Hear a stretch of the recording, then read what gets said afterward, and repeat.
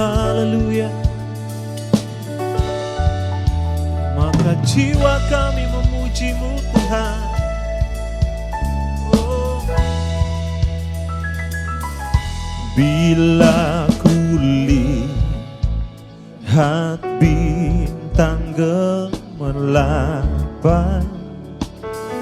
dan bunyi guru riuhku dengar, ya Tuhanku, tak putus aku heran melihat ciptaan-Mu yang besar. Maka jiwaku pun memuji-Mu. Katakan sungguh besar Kau Allahku, Kau Allahku. Maka jiwaku pun memuji-Mu. Sungguh besar Kau Allahku. Haleluya. Ya Tuhanku, apabila ku renungkan pemberian-Mu dalam penebus,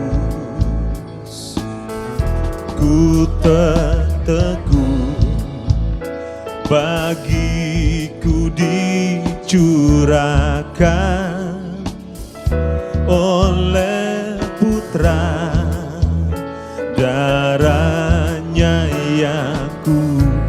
Maka jiwaku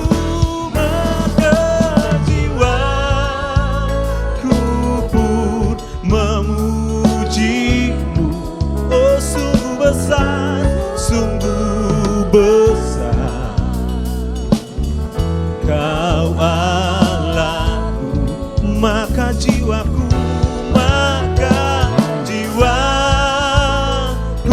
pun memuji-Mu.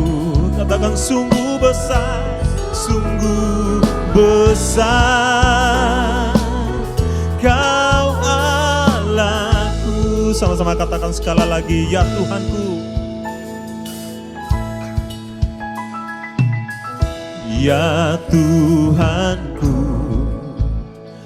apabila ku renungkan pemberian-Mu dalam penebus, ku tertegun bagiku dicurahkan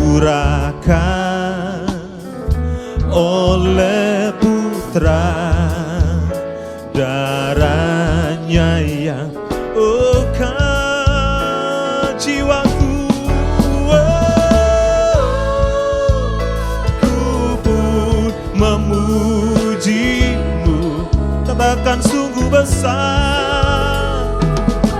Kau Allahku, maka jiwaku, maka jiwaku pun memujimu. Sungguh besar, sungguh besar Kau, maka jiwaku, maka jiwaku pun memujimu.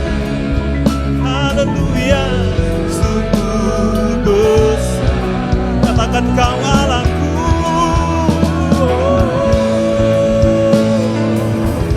maka jiwaku pun memujimu.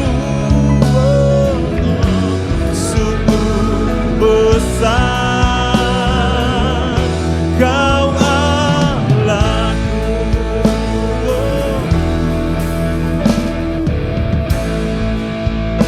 Jiwa kami menyembah-Mu pagi hari ini Tuhan, karena Engkau Allah yang besar, Engkau Allah yang luar biasa dalam hidup kami. Layaklah Kau disembah, layaklah Kau ditinggikan. Amin, amin, amin. Mari sama-sama katakan, maka jiwaku memuji-Mu Tuhan, maka jiwaku pun memuji-Mu. Sungguh besar, katakan Kau Allahku, maka jiwaku memuji-Mu. Haleluya, sungguh sekali lagi sama-sama katakan, maka jiwaku memuji-Mu. Maka jiwaku pun memuji-Mu. Oh, sungguh besar Kau Allahku, maka jiwaku pun memuji-Mu. Oh, sungguh besar Kau Allahku, sungguh besar, sungguh besar. Oh, Kau sekali lagi sungguh besar Kau Allahku, sungguh besar Kau Allahku.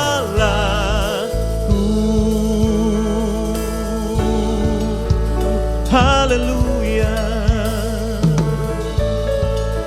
haleluya, haleluya.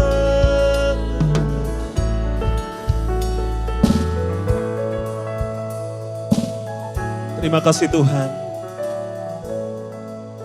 layaklah Engkau disembah, layaklah jiwa kami meninggikan Engkau pagi hari ini Tuhan. Karena Engkau Allah yang besar, Engkau ajaib Tuhan, Engkau tidak dapat ditandingi dengan siapapun. Engkau begitu besar, bahkan kebesaran-Mu mengatasi langit dan bumi. Terima kasih Tuhan, terima kasih Bapa yang baik.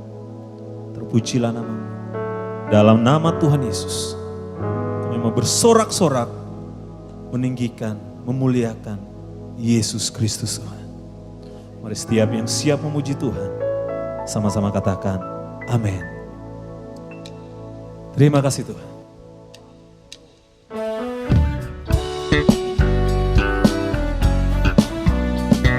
Setiap kata-kata-Mu menyejukkan setiap kami Tuhan.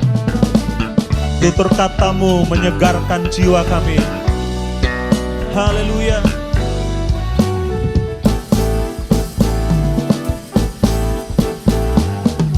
Bagaikan air air, sirami tanah gersang, rasa sejuk menyegarkan, bagai cahaya mentari hangat memelukku, damai di jiwaku. Katakan, lembut indah tutur katamu, terangi jalanku, menghibur hatiku, memberi pengharapan untuk selamanya, sampai selamanya. Perkataanmu bertumbuh di hatiku, siang dan malam selalu ku renungkan. Janjimu yang indah, ku berjalan di dalamnya.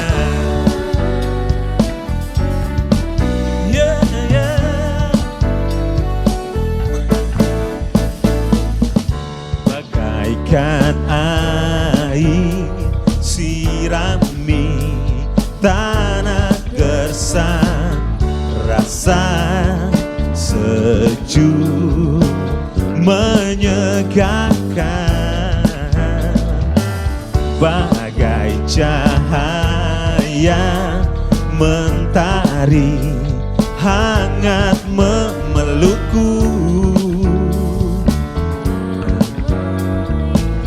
di jiwaku. Lembut, lembut indah tutur katamu, terangi jalanku, menghibur hatiku, memberi pengharapan untuk selamanya, sampai selamanya.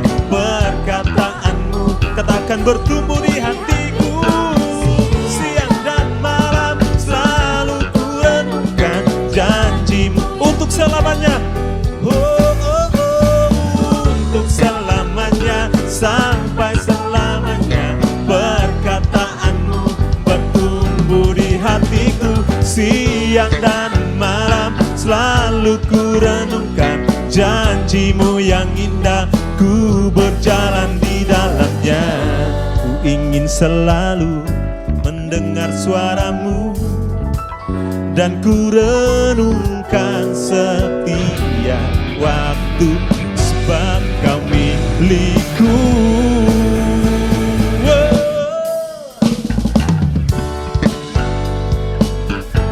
Biar setiap kata-katamu menjadi perenungan bagi setiap kami, Tuhan. Suaramu, suara yang manis, yang lembut, menyegarkan setiap kami, menyejukkan setiap hati kami, Tuhan. Untuk selamanya, sampai selamanya. Perkataanmu bertumbuh di hatiku, siang dan malam selalu ku renungkan. Janjimu yang indah, untuk selamanya, sampai selamanya. Perkataanmu bertumbuh di hatiku, siang dan malam selalu ku renungkan. Janjimu yang indah, ku berjalan di dalamnya. Janjimu yang indah, ku berjalan di dalamnya.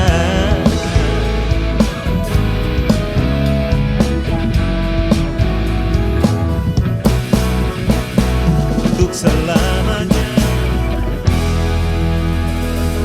Haleluya. Haleluya. Great is our God. Haleluya. Yeah.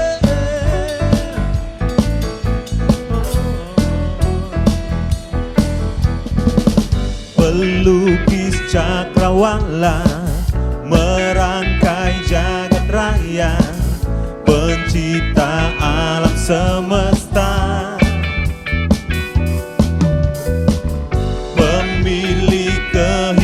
kehidupan, yang sanggup menyelamatkan.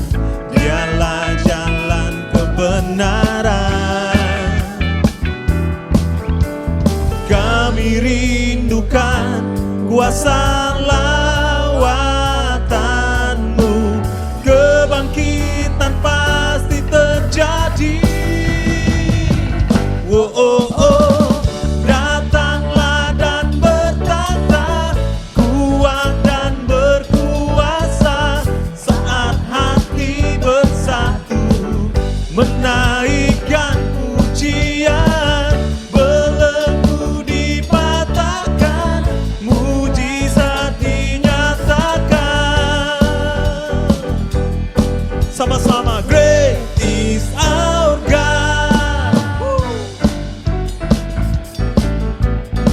Besar Tuhan.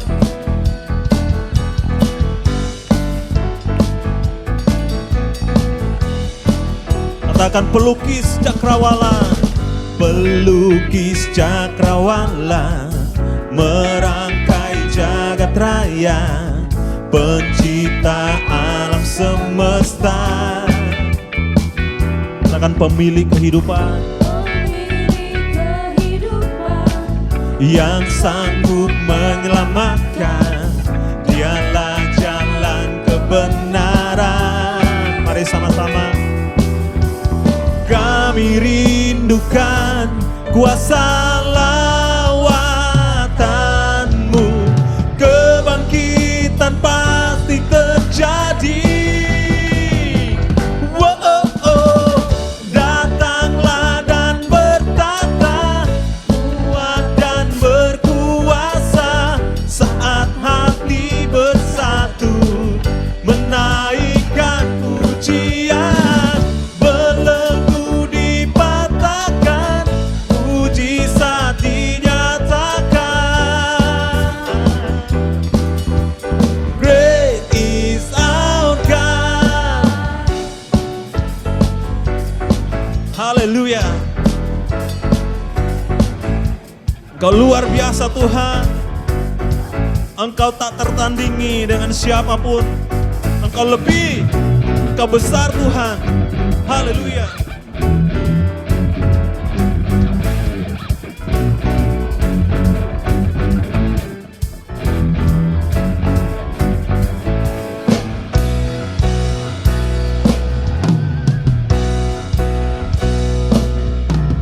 Kami rindukan kuasa lawatanmu,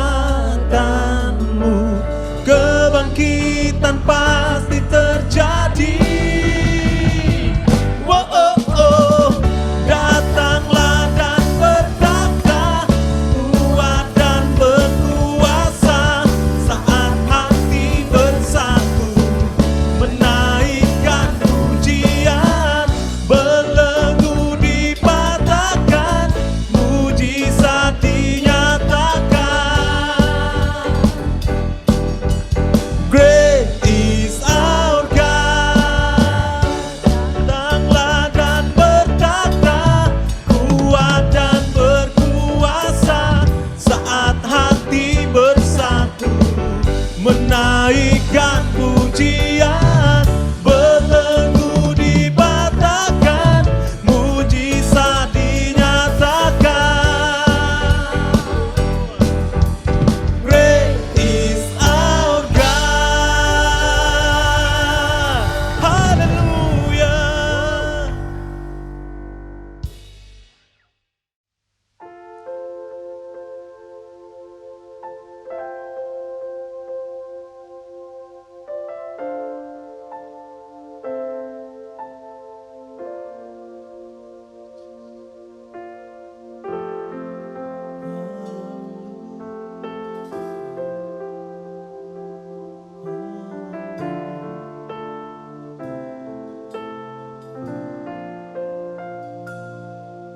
Tak sekalipun melupakanku, kau menuntun langkahku.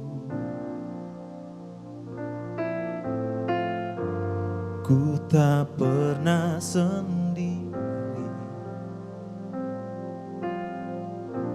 Kau tak tinggalkanku, tak sekalipun melupakanku. Kau menuntun langkahku,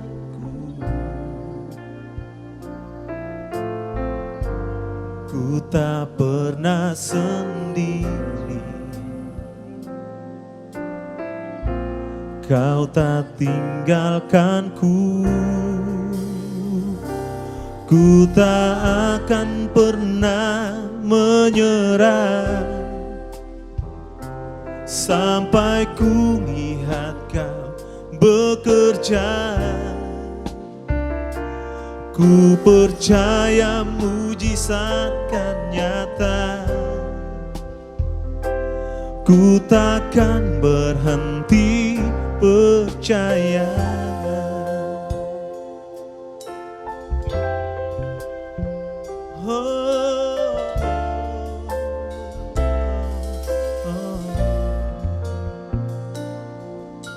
Sekalipun melupakanku, Kau menuntun langkahku.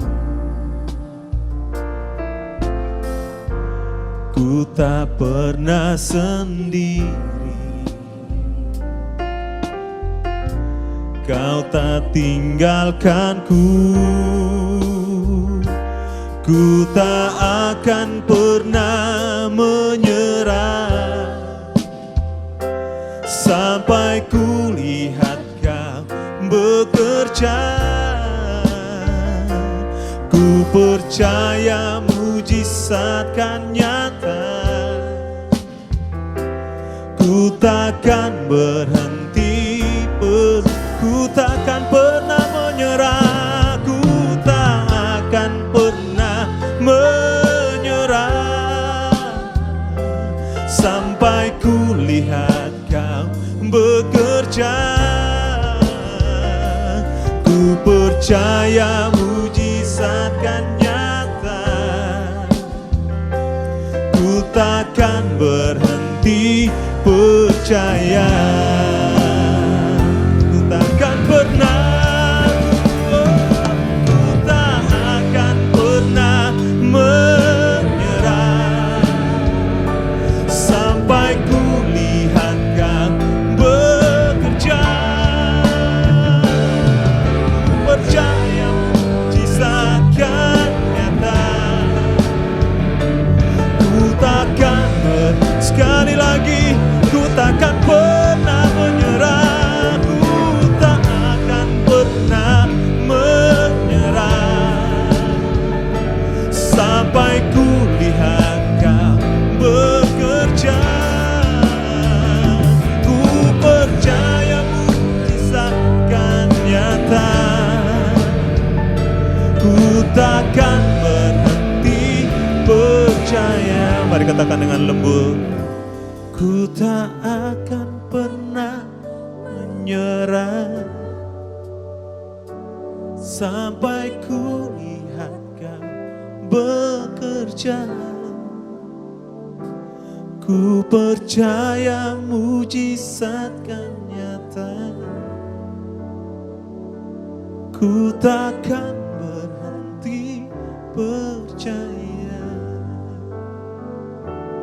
ku takkan berhenti percaya,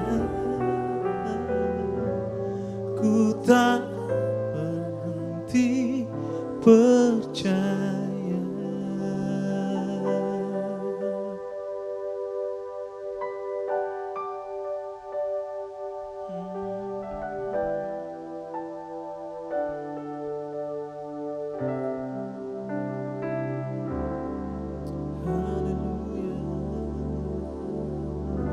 Shalom FCC, selamat berjumpa lagi. Tidak terasa kita sudah memasuki bulan Mei 2021. Tuhan itu baik, bahwasanya kasih setianya dari selama-lamanya sampai selama-lamanya. Jadi di awal bulan Mei ini, setelah kenaikan Tuhan Yesus, kita sedang menantikan pencurahan Roh Kudus. Roh Kudus adalah pribadi yang paling penting di muka bumi ini yang harus menjadi fokus kehidupan kita. Nah, sebelumnya kita akan membahas kebenaran firman Allah, maka kita akan melakukan perjamuan kudus terlebih dahulu ya. Mari kita berdoa. Bapa, di dalam nama Tuhan Yesus, kuduskan dan layakkan setiap penonton yang ada di rumah atau dimanapun juga, sehingga Bapa, ketika kami bersekutu kembali dengan tubuh dan darah-Mu, kami memperoleh pengurapan yang baru, kemampuan yang baru untuk mengasihi-Mu lebih lagi, Tuhan, kesetiaan dan ketaatan, bahkan perlindungan darah-Mu yang sempurna dan tubuh-Mu yang telah Engkau curahkan di atas kayu salib atas kami dan sisi keluarga kami. Kuduskan setiap kami, layakkan kami dengan darah-Mu. Di dalam nama Tuhan Yesus kami berdoa dan mengucap syukur. Kami mengambil perjamuan kudus ini. Haleluya. Amin. Mari kita angkat roti di tangan kanan kita. Sebab apa yang telah kuturuskan kepadamu telah aku terima dari Tuhan, yaitu bahwa Tuhan Yesus pada malam waktu ia diserahkan, ia mengambil roti, dan sesudah itu ia mengucap syukur atasnya, ia yang memecah-mecahkannya dan berkata, inilah tubuhku yang diserahkan bagi kamu, perbuatlah ini menjadi peringatan akan aku. Saudara sekalian, bukankah roti yang kita pecah-pecahkan ini adalah persekutuan kita dengan tubuh Kristus? Mari kita makan dalam nama Tuhan Yesus.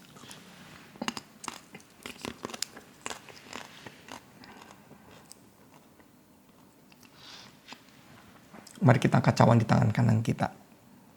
Demikian juga ia mengambil cawan sesudah makan lalu berkata, cawan ini adalah perjanjian baru yang dimateraikan oleh darahku. Perbuatlah ini setiap kali kamu meminumnya menjadi peringatan akan aku. Saudara sekalian, bukankah anggur yang kita minum ini adalah persekutuan kita dengan tubuh, dengan darah Kristus? Mari kita minum dalam nama Yesus.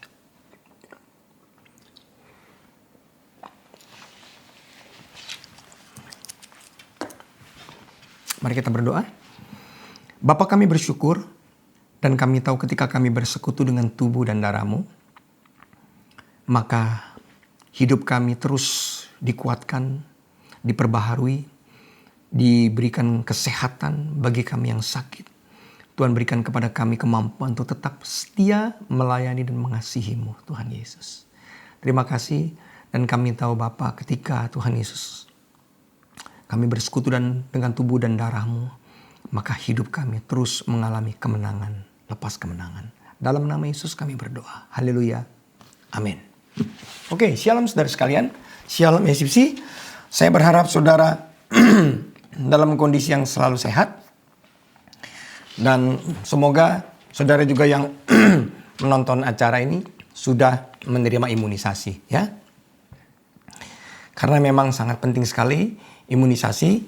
Nah, saya kemarin baru berjumpa dengan teman saya, spesialis paru di Rumah Sakit Umum Daerah, salah satu rumah sakit yang terbesar di Jakarta. Nah, sejak memasuki masa imunisasi ini, yang dirawat di rumah sakit yang khusus COVID itu, mulai dari ICU, rawat inap, itu terjadi penurunan sangat drastis di atas 50%. Nah, kita berdoa buat pemerintah, buat presiden kita, buat semua jajarannya yang terlibat di dalam memerangi COVID ini, supaya imunisasi bisa cepat dijalankan bagi semua masyarakat Indonesia. Ya, saudara. Nah, hari ini kita mau membahas tema kita 2 bulan ke depan dengan tema Abnormal Life. Tapi kalau saudara lihat di dalam presentasi ini, abnormal bukan AB, tetapi up, menuju ke atas. Artinya adalah hidup yang terus Tuhan bawa, hidup yang berubah. Jadi di era new normal ini hidup kita justru berubah menjadi baru dengan cara Tuhan naik ke atas. Ya. Oke. Saudara sekalian, selama 40 hari setelah kebangkitan Tuhan Yesus, kita akan merayakan Hari Raya Pencurahan Roh Kudus. Nah, hari ini saya mau berbicara dan membahas mengenai betapa pentingnya, betapa urgentnya saudara dan saya hari-hari ini hidup, berjalan, dipimpin bersama Roh Kudus. Tidak ada pribadi yang terpenting yang menjadi fokus dari hidup kita hari ini selain Roh Kudus. Ketika Yesus melayani di muka bumi selama 3,5 tahun, Dia membangkitkan orang mati. Dia menyembuhkan yang sakit. Dia mengusir setan.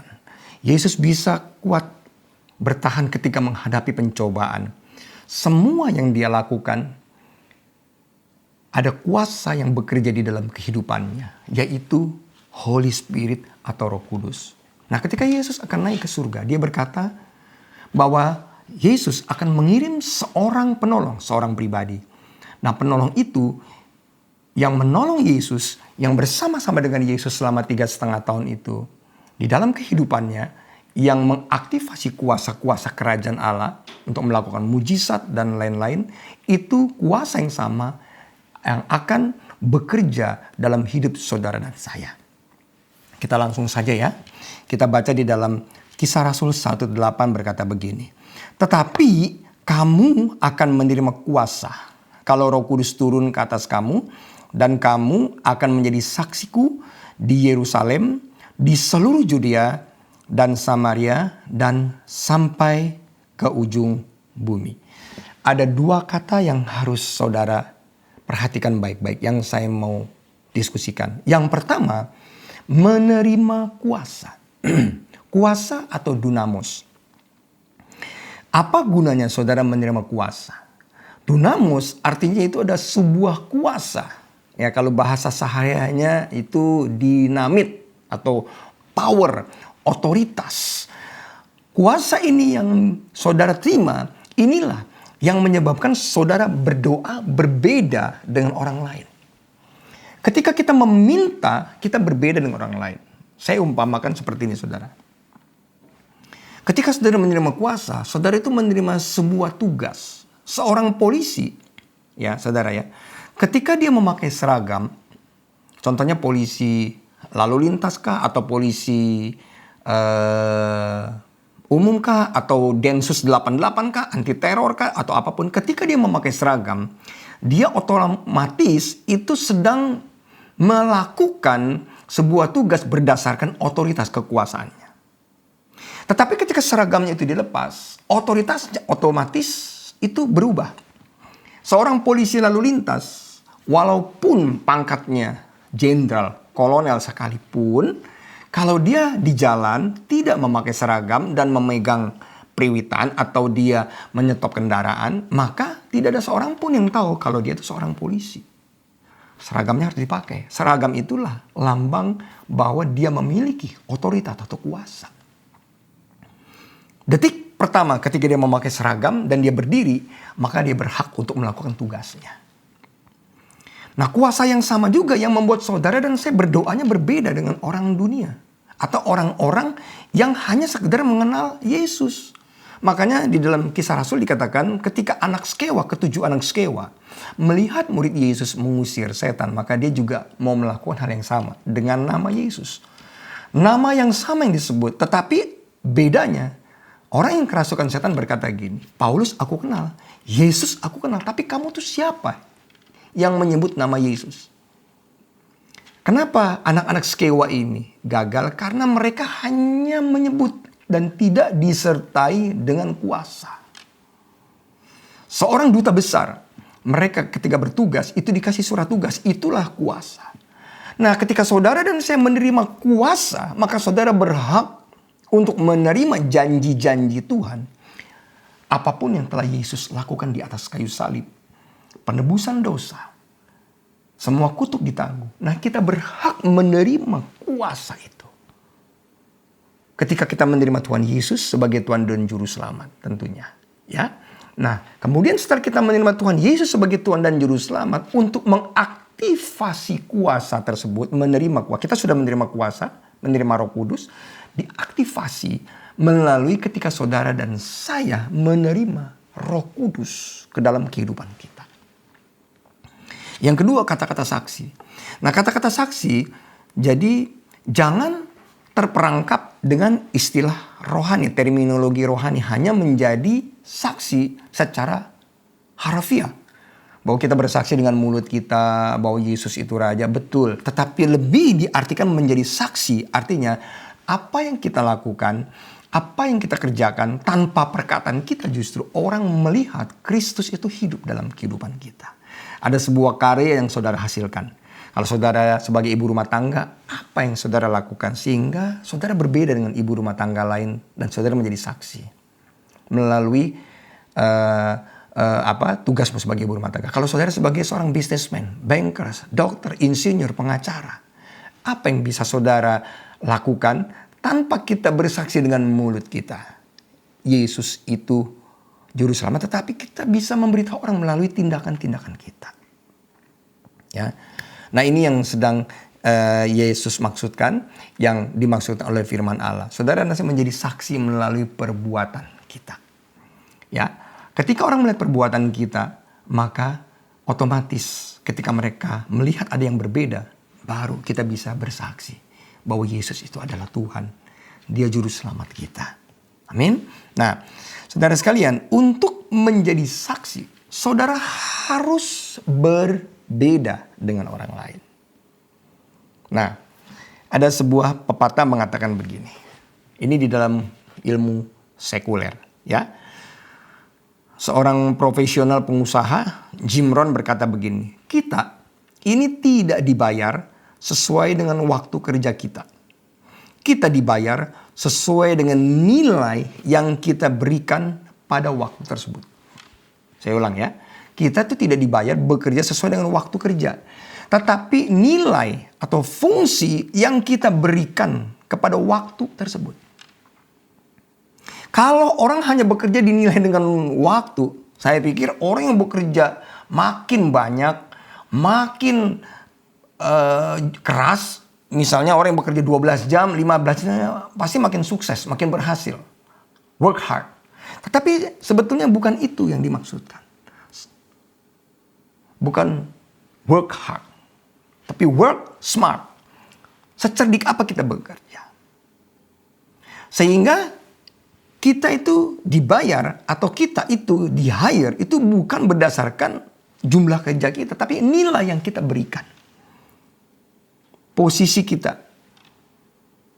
pekerjaan kita, dalam pekerjaan kita. Makanya di dalam Alkitab, dalam Matius, ya, kalau nggak salah Matius yang nanti tolong dikoreksi kalau saya salah, yang ke-25 kalau nggak salah, perumpamaan tentang kerajaan Allah adalah ketika Yesus berkata ada seorang pengusaha kebun anggur, dia pergi keluar, nah pagi-pagi sekali jam 6 pagi, dia mengambil seorang upahan, buruh upahan, dan kemudian mereka bersepakat bahwa selama bekerja 12 jam akan digaji 1 dinar.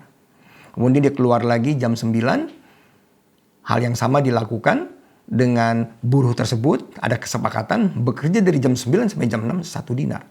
Kemudian lagi dari jam 12 dia lakukan hal yang sama, kemudian jam 3 dia juga lakukan hal yang sama, dan jam 5 dia juga lakukan hal yang sama. Dari kelima pekerja ini, jam 6, jam 9, jam 12, jam 3, dan jam 5, upahnya masing-masing 1 dinar.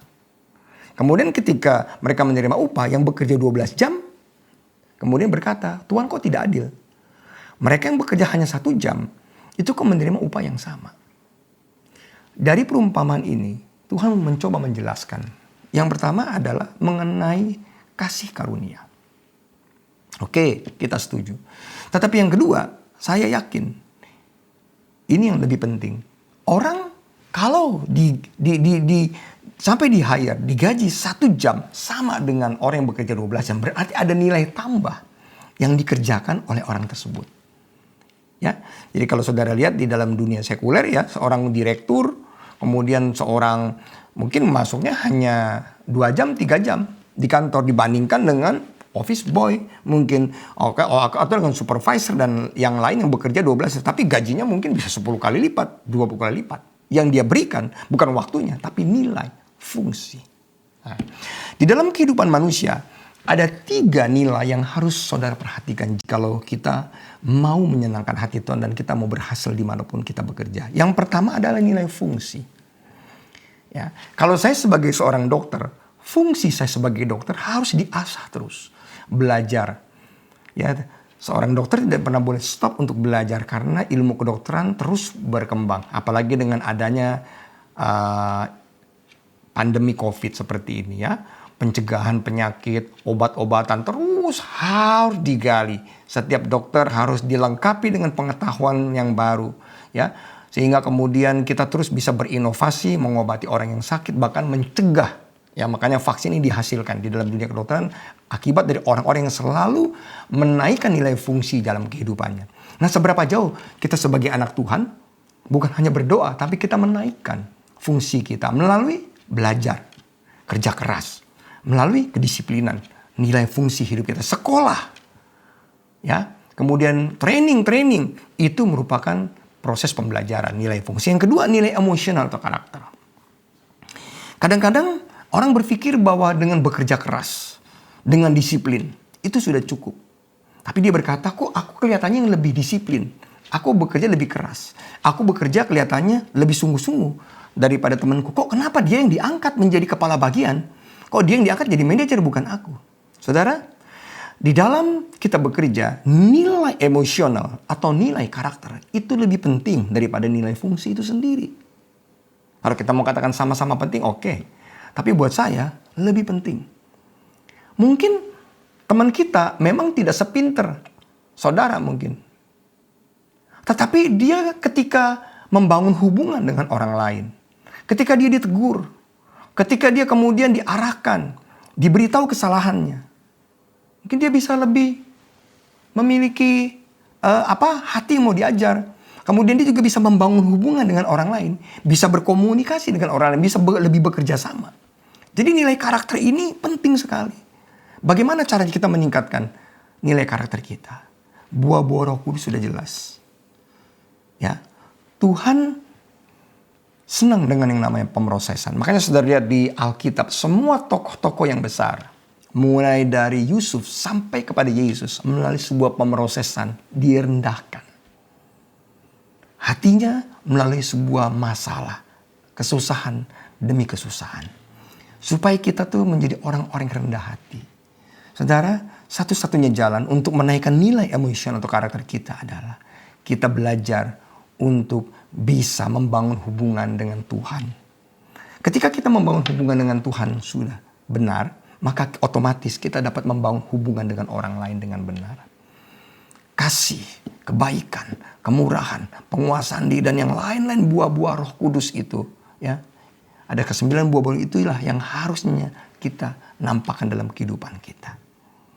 Nah, jadi yang kedua nilai emosional karakter, yang ketiga nilai spiritual. Nah, nilai spiritual ini seberapa jauhnya saudara mengerti kebenaran firman Allah.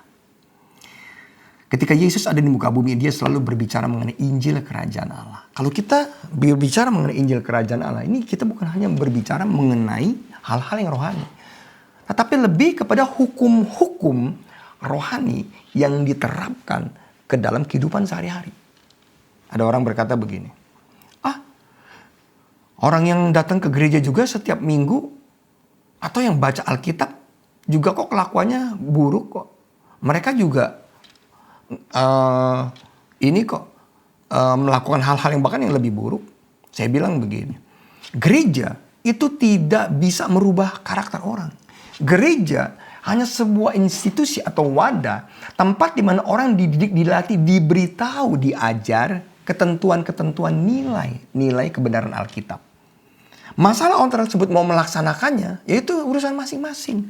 Jadi gereja tidak bisa membuat orang menjadi lebih baik atau lebih rohani, lebih sungguh-sungguh. No, saudara sekalian. Nah, ketiga nilai ini akan menjadi hidup saudara dan saya berbeda. Makanya saudara sekalian, Roh Kudus adalah sebuah pribadi yang dapat menolong saudara dan saya untuk hidup memiliki perbedaan dengan orang lain. Saya akan tutup. Ada 3 hal yang akan saya bahas, 3 poin. Ketika saudara dan saya itu mengalami kepenuhan Roh Kudus, dan kemudian saudara membuka hatimu, dan ketika saudara sungguh-sungguh mengizinkan Roh Kudus mengaktifasi kuasa yang bekerja dalam kehidupannya.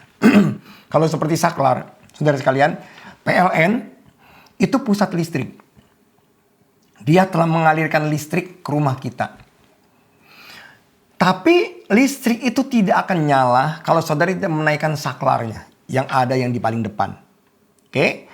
Kalau saklar itu dinaikkan, klik, nah baru listrik itu masuk ke dalam rumah. Itu pun saudara harus mengaktifasi lagi di tiap-tiap kamar. Semua aliran listrik itu melalui saklar. Nah begitulah Roh Kudus. Kita harus mengaktifasi Roh Kudus. Nah bagaimana cara mengaktifasi Roh Kudus? Roh Kudus mungkin sudah ada dalam kehidupan kita. Kadang-kadang saudara, tetapi Roh Kudusnya dianggurin gitu. Dan tidak pernah diajak untuk bekerja sama, untuk diaktifkan dalam kehidupan kita. Nah 3 hal ini saudara lakukan untuk mengaktifasi Roh Kudus. Yang pertama, mindset. Ya, katakan bersama saya mindset atau pola pikir. Alkitab jelas berkata begini.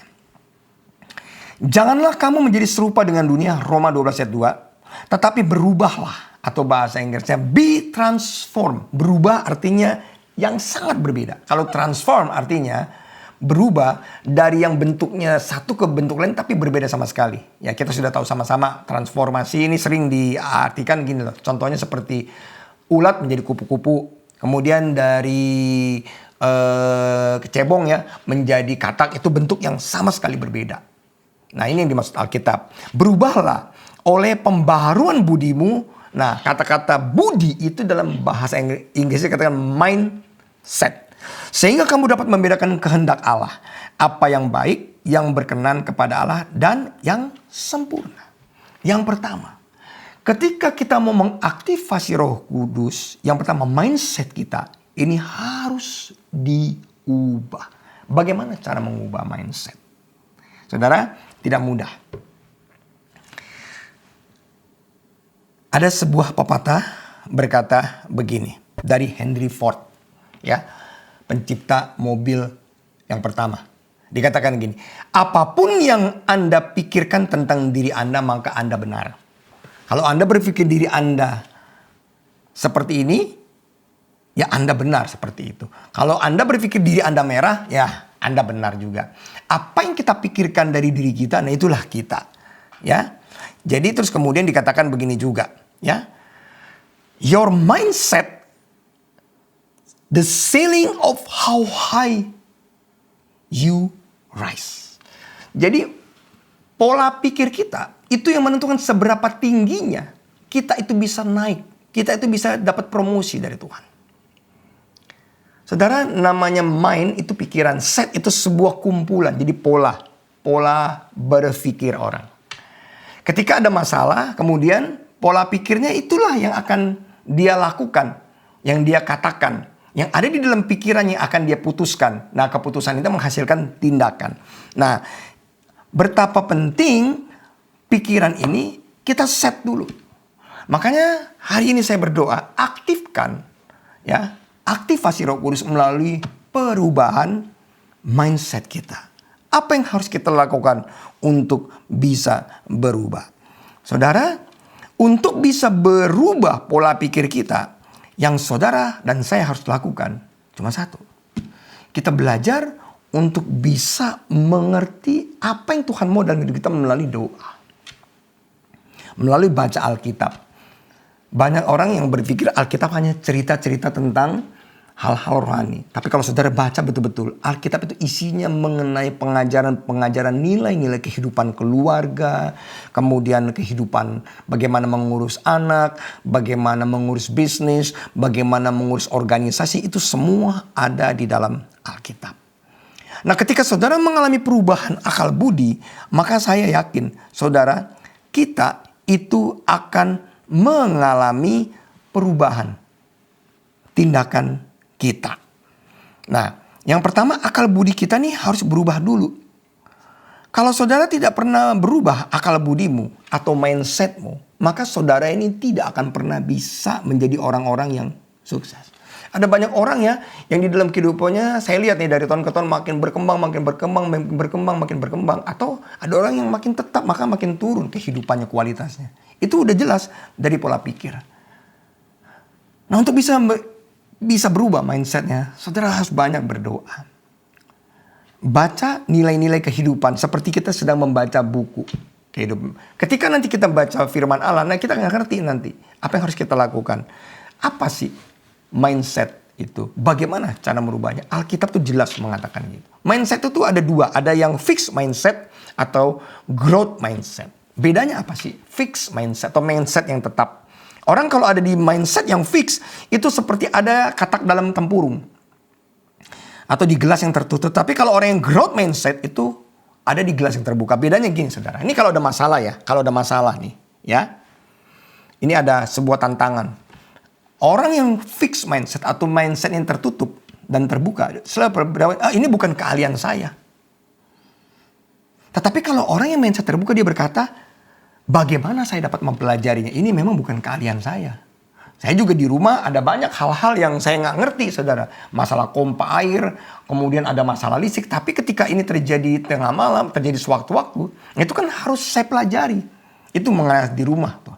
Ya, jadi sometimes Tuhan izinkan kita belajar mengenai masalah-masalah kehidupan di luar bidang kita. Tetapi bukan berarti kita nggak harus mau tahu. Tapi kita harus mau tahu bagaimana caranya. Kemudian fixed mindset selalu berkata saya nyerah. Orang ini gampang menyerah, gampang mencari alasan. Saya nggak bisa, ini terlalu sulit. Kemudian nggak ada lagi yang bisa saya perbuat. Kemudian saya ini merasa salah lagi. Atau hasilnya ini udah cukup lah buat saya. Tapi kalau orang yang mindsetnya terbuka, dia selalu akan berkata, saya nggak pernah akan menyerah. Justru dari masalah ini, saya menemukan hal-hal yang baru. Atau kalau ada fixed mindset berkata, wah ini sulit. Nah mungkin orang yang pikirnya terbuka berkata, ini memang butuh dan usaha yang ekstra. Masa sih begini aja aku nggak bisa. Kemudian orang yang fixed mindset berkata, udah nggak ada lagi bisa saya perbuat. Tapi kalau orang yang open mindset, dikatakan growth mindset, ada lagi nggak cara yang saya belum coba? Kalau orang yang fixed mindset berkata, salah lagi. Kayaknya udah nggak ada lagi, udah segini kemampuan gue udah segini. Tapi orang yang growth mindset berkata, saya harus belajar dari kesalahan. Ya, nah kalau yang fixed mindset berkata begini, ya pola pikirnya yang tertutup nih, udahlah ini cukup buat saya. Tetapi orang yang open mindset berkata, apakah usaha saya maksimal? Apakah saya bisa menjadi berkat untuk orang lain? Apa yang bisa saya lakukan untuk orang lain? Kalau orang yang fixed mindset yang penting masuk surga. Udahlah, hidup sekarang yang penting pokoknya rajin secara rohani. Kemudian hidup kita yang penting kita sungguh-sungguh melayani Tuhan. Pertanyaan saya seperti ini saudara. Betul saudara. Melayani Tuhan itu hal yang baik. Tapi alangkah baiknya ketika saudara melayani Tuhan. Tapi yang saudara layani kan manusia juga. Bagaimana caranya kita bisa menjadi berkat buat mereka? Setuju? Apapun yang kita kerjakan, itu harus berhasil. Sehingga tangan kita ini 5 roti dan 2 ikan ini dapat memberi makan orang banyak.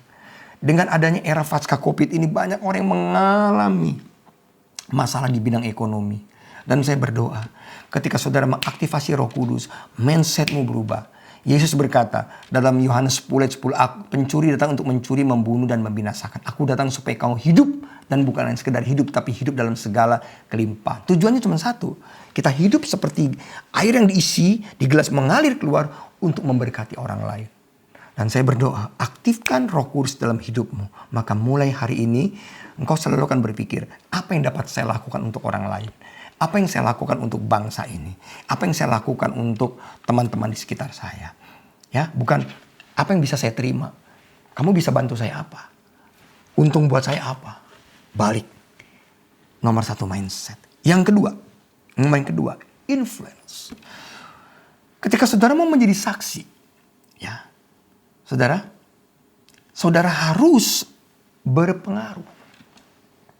Bagaimana cara kita mengaktifasi Roh Kudus? Kita harus memiliki pengaruh. Di dalam Matius 5:13 berkata, kamu adalah garam dunia. Jika garam itu menjadi tawar, dengan apa ia diasinkan? Tidak ada lagi gunanya selain dibuang dan diinjak orang. Saudara, menjadi saksi, testimoni, ya, berarti saudara bisa mempengaruhi orang lain. Injil itu sebuah produk yang sangat bagus. Melalui kematian Tuhan Yesus di atas kayu salib, barang siapa yang percaya tidak akan binasa, melainkan memperoleh hidup yang kekal. Dengan semua janji-janji dan semua kebaikan Tuhan. Dan kita adalah ahli waris kerajaan Allah. Saudara bayangkan coba. Menerima Tuhan Yesus dibaptis, kemudian kita menjadi ahli waris kerajaan Allah. Tetapi pertanyaan, kenapa banyak orang yang menolak menerima Injil? Jawaban cuma satu, karena salesnya jelek. Salesnya artinya kita sendiri loh. Orang melihat kita nggak menjadi kesaksian. Saya berdoa saudara, biar kehidupan saudara dan saya benar-benar bisa berpengaruh. Mulai dari keluarga dulu. Sehingga ketika orang lain melihat kehidupanmu, mereka akan berkata, Yesus itu hidup dan saya mau menjadi Kristen kok. Dan bukan karena kita mengajak mereka, tetapi justru karena mereka melihat ada sesuatu yang berbeda. Nah dalam kehidupan saudara, kalau mau tidak diinjak-injak orang hidupmu, kalau saudara tidak mau hidupmu, kata-kata kasarnya itu selalu dilecehkan orang, jadilah garam, jadilah terang. Garam itu sedikit, tetapi dia berpengaruh. Saudara, saya yakin, kalau saudara memiliki keinginan untuk menjadi garam, maka dalam nama Tuhan Yesus, Roh Kudus akan memberikan kekuatan. Bagaimana caranya? Balik tadi, keinginan kita. Dari kita meminta-minta, bagaimana cara kita memberkati orang lain. How to bless other dalam kondisi seperti ini. Pikirkan hal-hal yang besar. Apa yang dapat saudara lakukan dalam kehidupanmu. Dalam karirmu. Sehingga banyak orang diberkati. Yang terakhir, inovasi. Yang pertama, mindset. Ya, mengaktifkan Roh Kudus, menemui perubahan mindset. Yang kedua, menjadi garam dan terang. Yang ketiga, belajar untuk melakukan hal-hal yang baru. Ya, firman-Nya udah jelas banget. Ya. Di dalam Yesaya ke-43:19 berkata begini, lihat, aku hendak membuat sesuatu yang baru. Yang sekarang sudah tumbuh, belumkah kamu mengetahuinya? Ya, aku hendak membuat jalan di padang gurun dan sungai-sungai di padang belantara. Dengar baik-baik. Saudara sekalian, kalau saudara merasa saudara orang yang hebat, orang yang pintar, saudara mulai menaiki bukit, menaiki tingkat karirmu, dan ketika saudara di atas, saudara akan berjumpa dengan orang-orang yang sama dengan saudara. Nah, ketika saudara berada di puncak, berjumpa dengan orang-orang yang memiliki kompetensi sama, maka saudara akan menjadi orang yang biasa lagi. Dituntut lagi sebuah proses melakukan hal yang baru atau inovasi. Nah, kita lihat ya. Lihat kata firman Allah, aku hendak membuat sesuatu yang baru. Tapi bukan sekedar baru, bukan new. Yang sudah tumbuh, belumkah kamu mengetahuinya? Aku hendak membuat jalan di padang gurun. Artinya ini sebuah jalan, bukan hanya jalan di antara jalan-jalan lain. Misalnya ini ada jalan, kemudian dibuat jalan yang baru untuk jalan tembus. No, tetapi jalan di padang gurun artinya sesuatu yang belum ada sama sekali. Kemudian itu yang aneh dibuat. Artinya apa saudara? Kalau buat jalan di padang gurun itu kan ketiup angin, ketutup lagi. Nah itu sebuah hal yang mustahil sebetulnya. Nah ini berbicara mengenai sebuah inovasi. Dan dikatakan sungai di padang belantara. Kalau dalam bahasa Inggris itu wasteland. Artinya tanah yang sudah tidak mungkin dialiri oleh aliran sungai. Tanah yang sudah kering. Tanah yang sudah dalam kata-kata kasar terkutuk. Tanah yang sudah jadi sampah. Tanah yang sudah kotor, yang sudah tidak mau lagi ditinggali orang lain. Tetapi justru di situ Tuhan akan mengalirkan air. Berarti nih kita bukan hanya dituntut Tuhan melakukan hal-hal yang baru, tapi hal-hal yang inovasi. Apa sih arti inovasi? Inovasi berasal dari kata innovatus atau innovare, memperbaharui atau mengubah. Inovasi adalah bentuk penciptaan produk, jasa atau proses yang lebih baik dan dimanfaatkan orang banyak karena mampu menghasilkan nilai tambah. Bukan menghasilkan uang. Contoh kayak saudara lihat ya, masker sekarang. Begitu banyak masker. Sekarang orang mulai membuat masker dengan macam-macam yang bisa memberi nilai tambah. Ya, ada masker sekarang yang dibuat berbeda, ada yang sekaligus, kemudian ada penyaring udaranya, ada juga masker yang berbeda-beda begitu luar biasa. Contoh itu inovasi-inovasi. Nah, kalau saudara lihat produk-produk teknologi, ya. Kita ini dituntut untuk berinovasi. Tahun lalu, ya ketika orang-orang sedang bicara mengenai 5G, Indonesia masih sama sekali belum menyentuh area 5G. atau 5G. Ya, 5G ini 5G, kecepatan internet. Nah, ketika Indonesia tahun ini berbicara mengenai 5G, mereka yang dari China dan Amerika sudah berbicara mengenai 6G. Jadi ini pengetahuan terus bertambah, berinovasi terus berdasarkan kemampuan orang-orang untuk berpikir. Makanya kita lihat handphone ya. Mengapa nih jawara handphone, saya sebutkan hanya 2 jawara, bahkan ini 3 jawara ya sebetulnya ya. Yang pertama mulai dari Samsung, Apple, kemudian Huawei, ada lagi kemudian ya macam-macam lah sekarang, banyak merek handphone. Tapi mereka yang ada di top itu, saudara, selalu menghasilkan produk-produk yang penuh dengan inovasi. Ya kan? Ada yang kameranya, ada yang kemudian zoomnya berapa kali lipat. Yang sekarang bahkan bisa sampai 100 kali lipat zoomnya. Kemudian kameranya berapa megapiksel. Nah, itu adalah sebuah produk inovasi. Dan saya berdoa, gereja hari-hari ini akan menjadi pusat inovasi di bangsa ini. Sehingga ada penemuan-penemuan yang baru. Ada hal-hal yang kreatif yang dapat dihasilkan dari saudara dan saya. Bagaimana caranya bisa kita mengaktifasi Roh Kudus? Jangan takut gagal. Lakukan hal-hal yang baru. Berdoa. Ciptakan hal-hal yang baru dalam kehidupan kita. Cara kita melayani orang. Kalau saya di tempat praktek. Ciptakan hal-hal yang baru. Bagaimana cara memeriksa pasien, kemudian bagaimana cara melayani pasien, bagaimana terus cara mengupgrade ilmu pengetahuan saya, bagaimana cara kemudian menghadirkan alat-alat yang baru di tempat praktek saya, kemudian bagaimana caranya untuk membuat orang lain itu lebih nyaman di tempat praktek saya, dan yang lain-lainnya. Dan saya berdoa saudara, ketika ketiga hal ini kita lakukan, yang pertama kita mengubah mindset kita. Yang kedua, kemudian kita menjadi garam dan menjadi terang, ya, melalui pengaruh kita, melalui kemudian apa yang mau kita lakukan untuk orang lain. Kita bayar harga. Yang ketiga, melalui inovasi kita melakukan hal-hal yang baru. Jangan jangan saudara terjebak di dalam sebuah proses rutinitas di era new normal ini. Bangkit, jadilah garam, jadilah terang. Baru ketika 3 hal ini kita aktivasi, saudara dan saya baru memberi dampak atau impact kepada banyak orang. Nah, saya berdoa di akhir khotbah ini, di dalam nama di atas segala nama, yaitu nama Yesus Kristus, untuk kita bisa menerima kuasa ini, untuk kita bisa mengaktifasi ketiga hal ini. Saudara sekalian, kita harus menerima Roh Kudus dalam kehidupan kita. Nah, saya berdoa supaya di hari pencurahan Roh Kudus ini, saudara memiliki konsep yang berbeda. Ingat, Roh Kudus diberikan ada supaya saudara dan saya bisa mengaktifasi dia. Kita bisa berbicara dengan dia.